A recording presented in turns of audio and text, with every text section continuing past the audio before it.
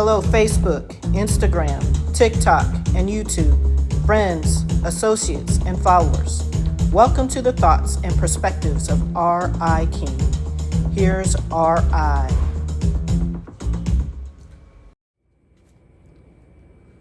Hi, everybody. Welcome to the perspectives of R.I. King. I appreciate you showing up. Once again, this is episode 5, and we are slowly but surely growing. I appreciate you. Remember, you can get me on Facebook at Richard King, on Instagram at R.I. King Productions, on TikTok at R.I. King, V as in Victor, O, C as in cat, and on YouTube at R.I. King 0560. Please hit that subscribe button, hit the follow button, and also please share. And of course, please leave any comments, and we will address them on the next show when we get them. Well, if you watched my reel, you know I'm going to be talking about the Trump and Putin meeting in Alaska. I'm going to be talking about 2 actors that I've become acquainted with, and also the LA police. First of all, President Trump and Putin met in Alaska yesterday, which I'm sure you are aware of because it interrupted all of the TV programming that was on. A little backdrop on that. In 2022, February 24th, Russia invaded the Ukraine. This was an escalation of a conflict that has been going on since 2014. Now, right now, Russia occupies 20% of the Ukraine. Now, Ukraine is about 89% the size of our state of Texas.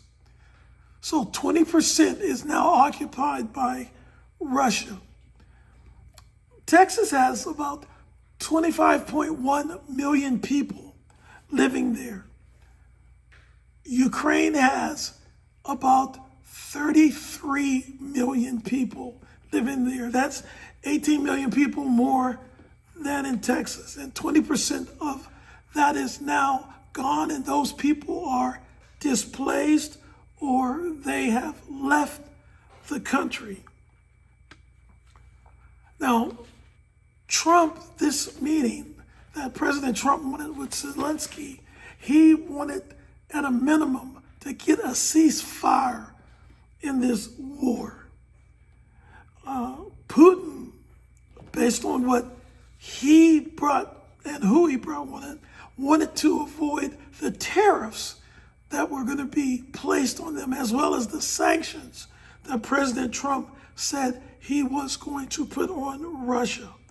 Now, we don't know what happened, because after the meeting, at the briefing, both men were very vague in their post remarks.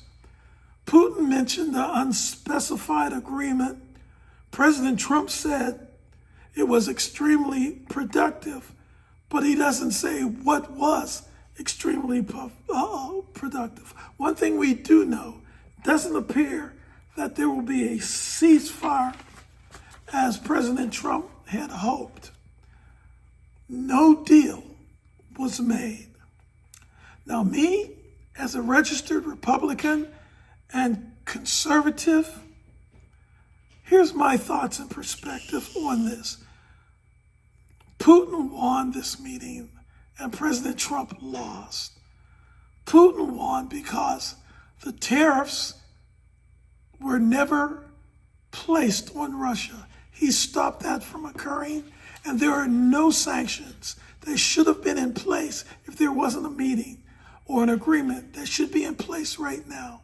So he won that battle. I say President Trump lost simply because he wanted a ceasefire, and that ceasefire did not occur. There was no deal. So no deal means no deal. I I hope that after he speaks with NATO, when I say he, I mean President Trump speaks with NATO and with President Zelensky, we'll know more of what occurred. Well, let me move on. There's two actors that I am acquainted with now, and I want to give kudos to them. I've met them through third-party people, and they are really something. The first one is Antipo Thomas. Antipo is an actor and a producer. She is known right now for playing Ellen in the remake of The Color Purple. She was also in the television show. I don't know how many of you have or like Disney, but she was in the Disney production of Hawkeye. And in Hawkeye, she played Wendy, one of the backup help for the character Hawkeye. And she was on, and this is when I first saw her, my favorite CW superhero show, Black Lightning, where she played a reporter, Jamila Olsen. And she was in the movie, the present movie that came out in 2024, Devotion. Well, how did I meet her? Well, when I saw her on Black Lightning, I recognized that she looked exactly like, I don't want to say exactly, looked a lot like, they could be twins, of my last boss that I had in corporate America. And her name was Gina Abel. And Gina, I know that you're married, so forgive me for not using your husband's last name, but they look almost like twins. And I reached out to Gina and got her permission to send her picture to Antipo, and Antipo agreed that they did look a lot alike and actually said, somebody has a twin everywhere. And then we became friends from there. She had no obligation to do that, but we became friends, and she has helped me when I've asked questions about the business. I've been part of some of her Zoom calls when she's helping other actors and other producers. And I thank her for that. The other actress is Tosha Story. Now, Tosha is known, if you watch Tyler Perry's The Oval. Tosha is the fantastic actress that plays Nancy on The Oval. And if you watched Empire, she was China in Empire.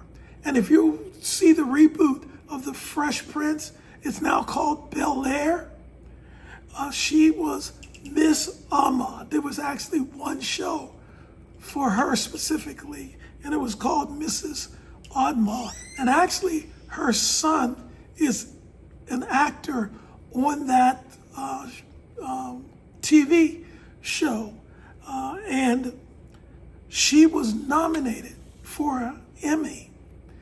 And when she was on my favorite television show, The Young and the Restless, and she was nominated and well deserved, and nominated for an Emmy for her role as a special guest star on that. So, what I want to talk about them? Well, I have a screenplay that's based on my book called Rachel's Point, which I will talk about next week a little more. But anyway, I needed some help. I was stuck. I reached out to them. They had no obligation to help me with regards to agencies and agents and what direction to go. They both did that. And I am so grateful to them. They didn't have to do it. And I want to give kudos to them and thank them, and make sure you guys watch them in their series. Now, my final thing, and I know I'm running really late, the LA police. We hear horrible things about the LA police. Let me tell you what happened. A 92-year-old man walked into a bank, wanted to take $100 out. He wrote a check, but something I've done in the past, he forgot his ID. He said, yeah, I did.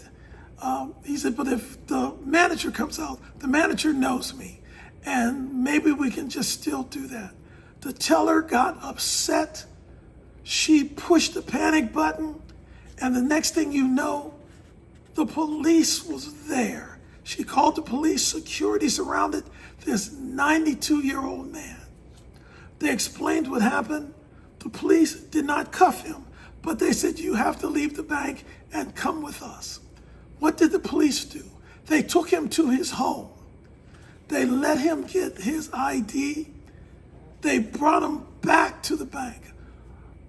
On the way back to the bank, they advised him, if this bank treats you like that, and even the manager knows you and wouldn't let you cash a check for $100, you may consider going to another bank. This 92-year-old man came in and he requested a cashier check for $500,000, which was his checking and savings and CD accounts that were in that bank. Needless to say, the manager came out and wanted to stop him. He said, absolutely not. I'm moving my money as recommended by the police. What do the police have to do with this? I want to give them kudos because we hear that they protect and serve. And in this particular instance, they served, and they served well. Hey, that's it for me.